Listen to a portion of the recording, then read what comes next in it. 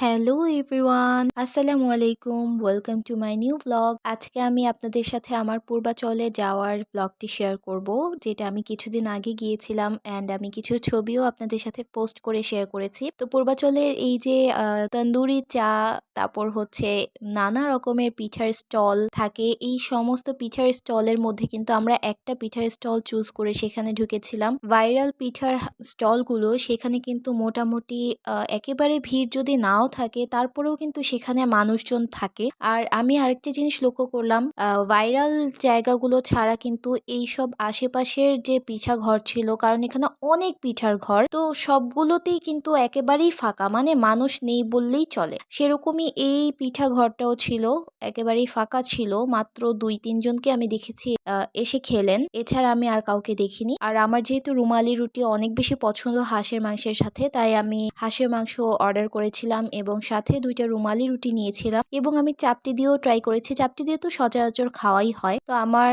Basically এটার সাথে না রুমালি রুটিটাই একটু বেশিই পছন্দ। আমি মূলত এটাকে উদ্দেশ্য করে গিয়েছি এবং আমি খুঁজতে খুঁজতে যাচ্ছিলাম যে কোন স্টলটাতে রুমালি রুটি পাওয়া যায়, আমি সেখানেই ঢুকবো। যেহেতু সব স্টলে রুমালি রুটি বানায় না, তো আমি এখানে খেতে বসলাম। বেশ ভালোই লেগেছে, তবে আমার মনে হয়েছে যে ওনাদের হাঁস পরিষ্কার এবং হাঁস রান্নাটা যদি আর একটু সময় নিয়ে কষিয়ে সুন্দর করে রান্না করতেন তাহলে হয়তো বা আরো বেশি ভালো লাগতো। এমনিতে ওভারঅল মোটামুটি ছিল।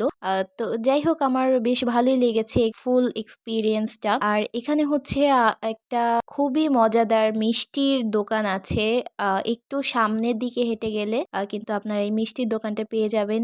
এত মজার মিষ্টি আমি অনেক পছন্দ করি। এখানকার যে সরমালাই এবং রসমালাইটা, মানে আমি দুইটার টেস্টই কিন্তু সেম, একদম সেম টেস্ট, জাস্ট মিষ্টিটার পার্থক্য, মিষ্টি ছোট এবং বড়। তবুও আমার মনে হয় যেন দুইটা খেলে আমার মানে তৃপ্তি মিটবেই না, এতটাই মজা লাগে। তো আপনারা যদি পূর্বাচলে যান অবশ্যই মিষ্টিটাকে কিন্তু মিস করবেন না। অনেকেই হচ্ছে তান্দুরি চাটা খায়, তান্দুরি চাটা কিন্তু এখন প্রায় কম বেশি সব জায়গাতেই পাওয়া যায়, কিন্তু আমার মনে হয় না যে এত মজার রসমালাই এবং সরমালাই সব জায়গাতে পাওয়া যায়। তাই আমার কাছে মনে হয় যে এখানে আসলে এই মিষ্টিটা মিস করলে একেবারে অনেক বড় কিছু মিস হয়ে যাবে। তো এরপরে আর কি আমি যখন আমরা সামনের দিকে হেঁটে যাচ্ছিলাম রাস্তার দিকে, তখন কিন্তু অনেকগুলো নার্সারি দেখে আমার কাছে বেশ ভালো লেগেছে, কারণ এতগুলো ফুল একসাথে দেখলে কার না ভালো লাগে বলুন। তো এই তো রাস্তা দিয়ে হাঁটছিলাম, রাস্তাটাও দেখতে বেশ ভালো লাগে। তো যাই হোক, সবকিছু মিলিয়ে অনেক ভালো একটা দিন কাটিয়েছি, অনেক ভালো একটা সময় কেটেছে।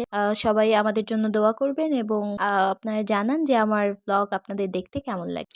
And don't forget to follow my page and subscribe my channel. Thanks for watching.